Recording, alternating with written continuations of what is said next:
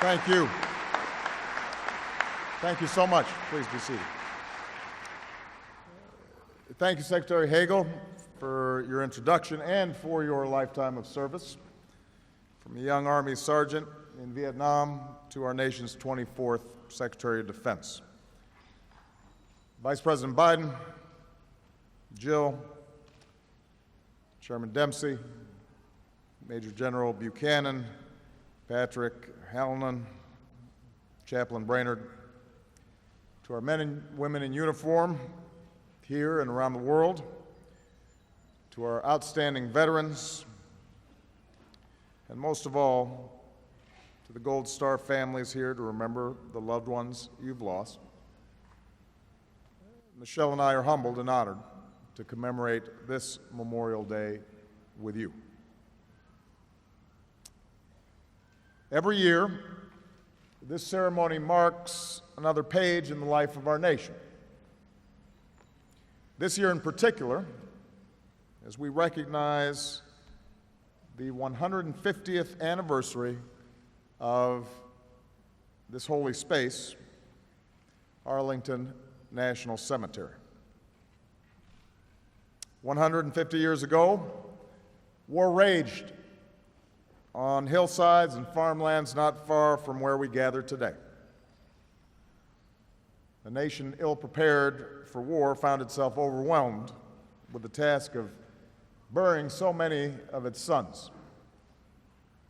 So we declared upon this hill a final resting place for those willing to lay down their lives for the country that we love. And on a spring day in 1864, Private William Chrisman of Pennsylvania was the first American to find eternal rest on these grounds.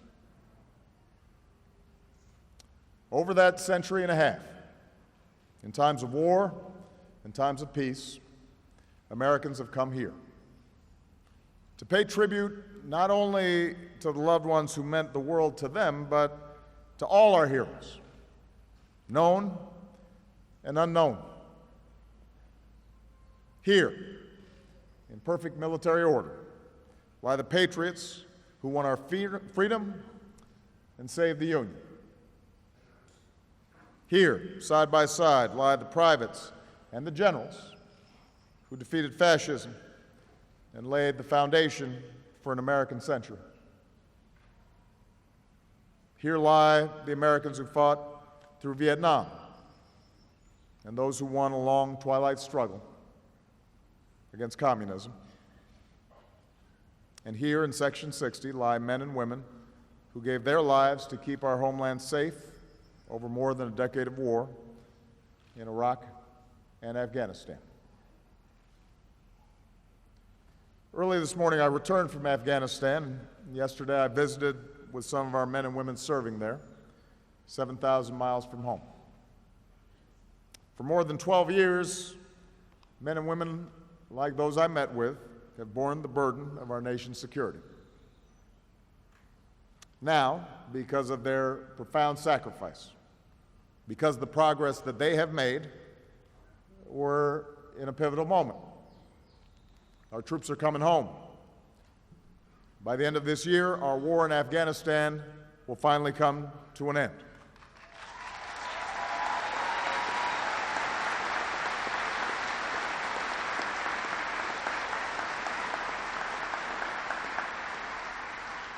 And yesterday at Bagram and here today at Arlington, we pay tribute to the nearly 2,200 American patriots who've made the ultimate sacrifice in Afghanistan. And we will honor them always. Today in small towns across America, in cemeteries throughout our country and around the world, and here on these solemn hillsides, the families of our fallen share stories of the lives they led. Our hearts ache in their absence, but our hearts are also full in knowing that their legacy shines bright in the people that they love the most. Through almost unimaginable loss, these families of the fallen have tapped a courage and resolve that many of us will never know, and we draw comfort and strength from their example. We draw strength from the promise of their children. Today, Michelle and Jill are with 200 brave boys and girls whose parents gave everything they had in service to their country. They were mothers and fathers like Staff Sergeant Michael Cardenas, who gave his life in Afghanistan 4 years ago. The years since have been hard for Michael's family, and yet, with the love of their mother, Macarena, his 3 youngest daughters have displayed a strength beyond their years. Mariela, the oldest of the 3, has become a mentor to other children who've lost their parents. Marilise, the middle girl, was used to her dad carrying her everywhere when she was little. Now 7, she shepherds her little sister, Mariana. And Mariana, who was just a baby when her dad was deployed, is starting to understand what it means that her daddy served his country. Mariela, Marilise, and Mariana are here today, and we say to you and to all these courageous children, your parents' bravery lives on in you. You will never walk alone. Your country will be there to help you grow up into the young men and women your parents always knew you would be. And that's our pledge to you.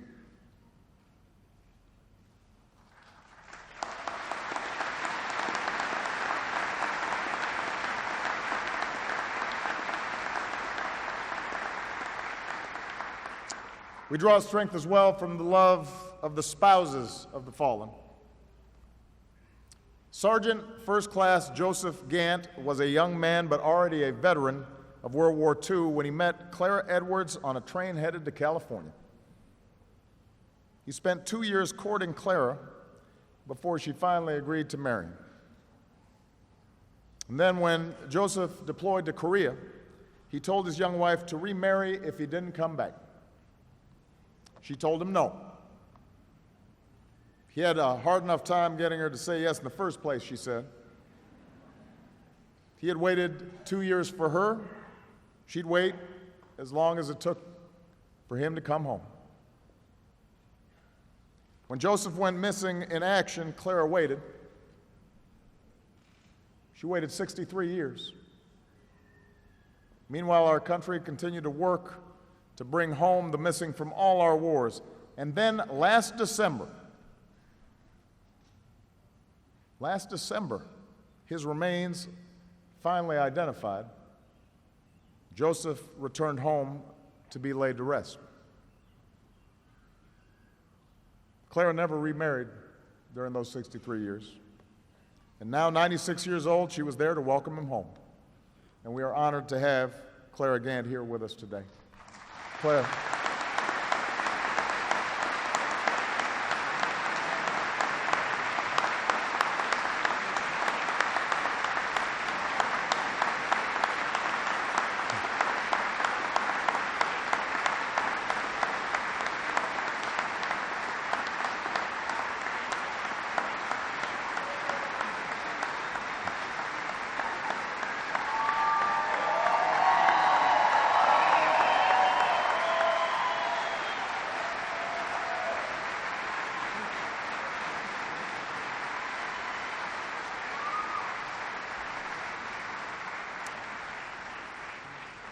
We also draw strength from the parents who have given their sons and daughters to America.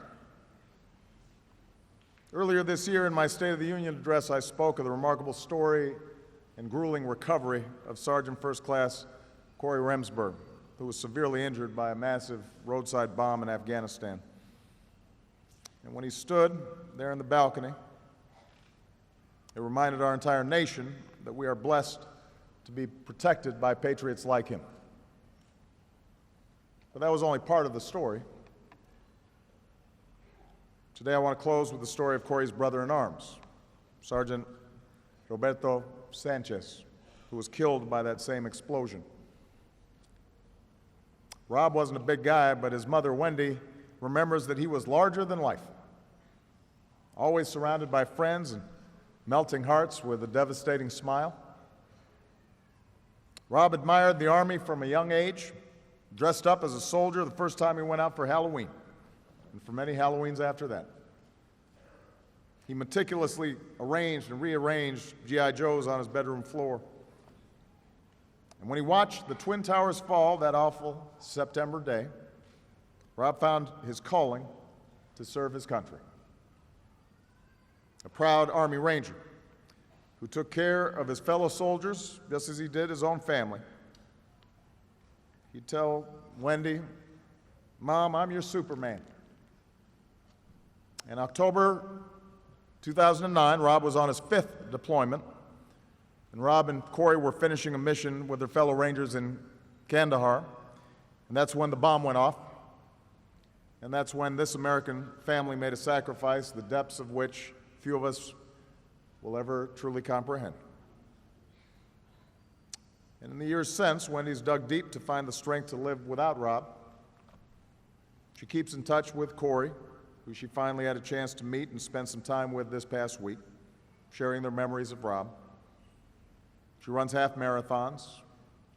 She and her husband pour their hearts into raising their youngest son, Logan, who she says wants to be just like Rob, which she knows means she'll probably send another son into military service. Today, Wendy's watching this ceremony from a home near Indianapolis on a Memorial Day in America that has been made safe by her son's sacrifice. And every day, when she looks at the old photo of her and Rob that sits on her dresser, she's reminded that although he is gone, he will always inspire her and will always be her Superman. For the parents who have lost a child, for the husbands and wives who've lost a partner, for the children who've lost a parent, this day and this place are solemn reminders of the extraordinary sacrifice they have made in our name. But today reminds us as well that for these family and for their comrades in arms, their service to our nation endures. There are few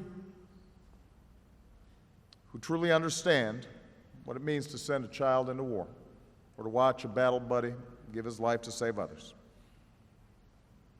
On this Memorial Day and every day, these are the families and veterans we're sworn to look after.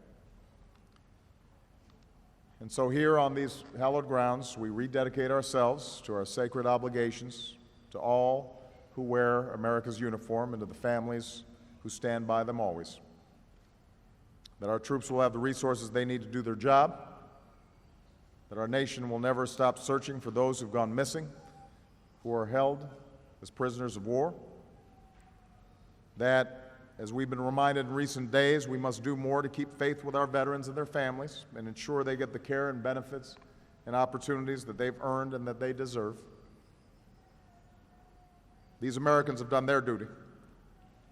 They ask nothing more than that our country does ours, now and for decades to come.